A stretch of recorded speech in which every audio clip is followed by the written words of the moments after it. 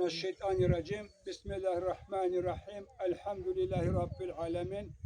Ve salatu ve selamu ala seyyidina Muhammedin ve ala alihi ve ashabi ecma'in. Amma ba'd. Esselamu aleyküm hürmetli kardeşler, aziz bacılar. Allahu Teala bugünkü ziyaretimizi kabul etsin.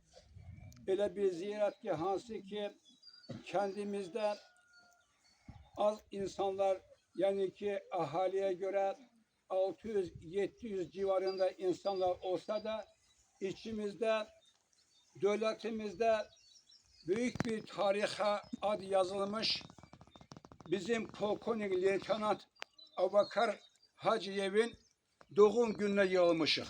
Allah-u Teala rahmet eylesin, şahit makamı en yüksek olan makamda yer eylesin inşallah.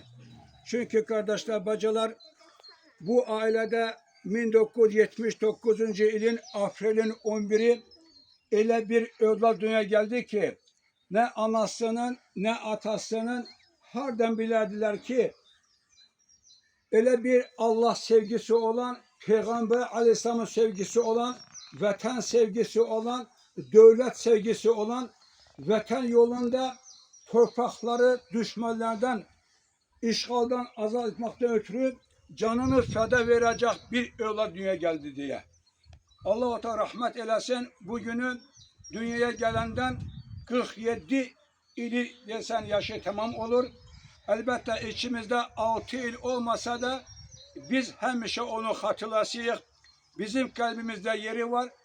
Hemçinin bizim Mahmud kardeşimiz, Huda verdiği mümin kardeşimiz de bu bağaca kendi şahitleriydi. Şehit anası ne demekti bacılar, kardeşler?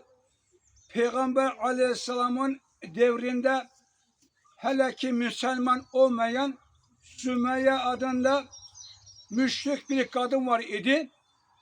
Evladın birisi itirende o boyda pazarı, şehrini sesküyle özünü cırmaklayarak o boyda cemaate eziyet etmişti ki ondan sonra İslamiyet'i kabul edenden sonra Musaymetul Kezzab Yemen'de Müslümanlarla müşriklerin savaşında 3 evladını itirir.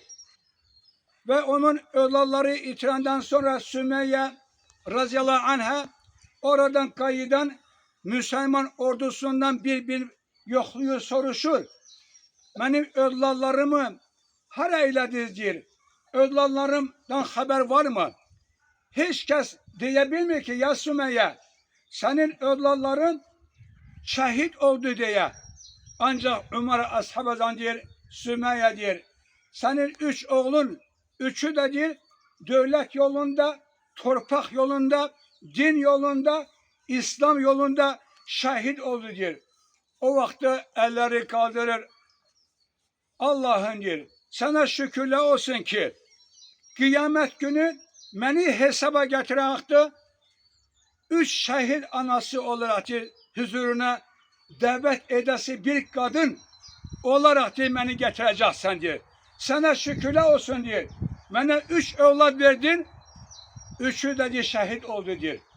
Bacılar, kardeşler, Allah-u Teala elbette bu büyük makamda hiçbir anaya evlat derdi vermesin. Ona göre bu evlat yetişmesine anasının büyük bir yani ki rolü var. Hem mektepten hem âli okuduğu harbi mekteplerden. Çünkü başında birinci uşağın müellimesi anadır.